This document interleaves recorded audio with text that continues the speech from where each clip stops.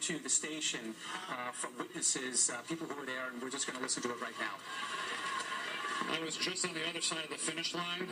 The explosion looked like it was right outside the Marathon Sports, right by the finish line there, the building next to it.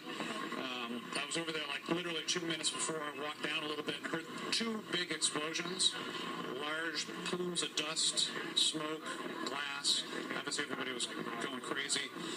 At first it almost sounded like a cannon blast, but it felt so strong it literally almost blew my hat off. And everybody started running the other way. There were a few people that were running over towards them to help out the injured, and there were some really bad injuries. Some people were very, very badly hurt.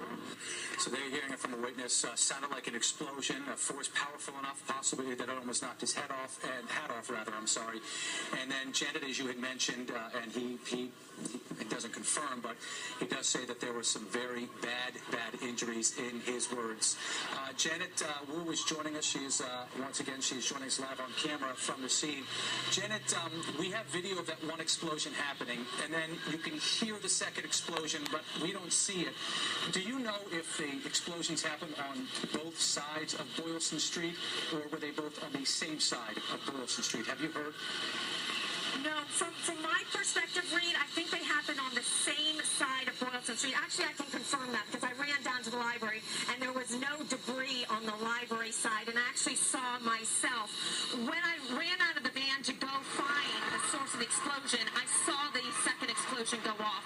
And it was very close to the first explosion. I would say just two huge puffs of white smoke, that very loud bang. And as you can see in the video that was taken from Don Nelson, the explosion was so severe that runners who were coming down the road, I saw a couple of them fall over from the impact of that explosion. And I could not really see civilians at that time because it was just chaotic and there was so much. As you can see, it's very crazy here still. They're putting emergency vehicles through here so you can still hear me. I just step out of the way to let these police vehicles come through.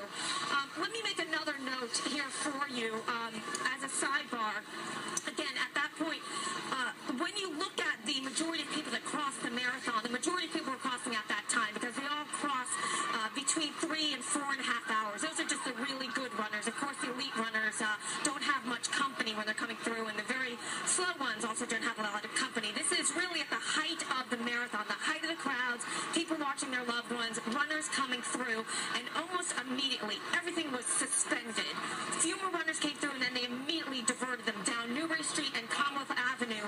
Those runners probably having no idea what was going on, that this was happening on that final stretch of the marathon, the place that they envisioned during their whole run of reaching, where they have trained months and months to reach on this very, very special day. Okay. But as I've been reporting earlier, lots of response, and it was immediate.